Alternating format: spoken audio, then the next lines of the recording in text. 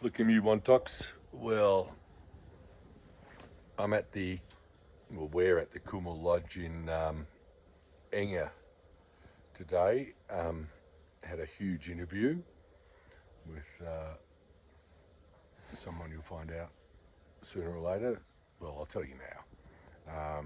Vincent Kumura MP about how he started the Kumura Foundation and a bit about his background, and it was really informative. And oh gosh, he's a wonderful man. You know, I haven't met many people like him. I've certainly never met a politician like him. He walks the talk.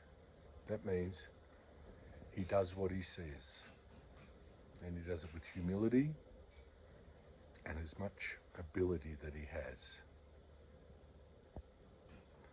But let's talk about the Kumul Lodge, because that's why I'm here. This is a eco lodge in Enga, which is in a province in the highlands of Papua New Guinea. It's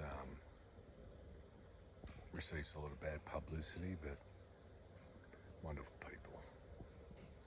Now I'll just show you around. There's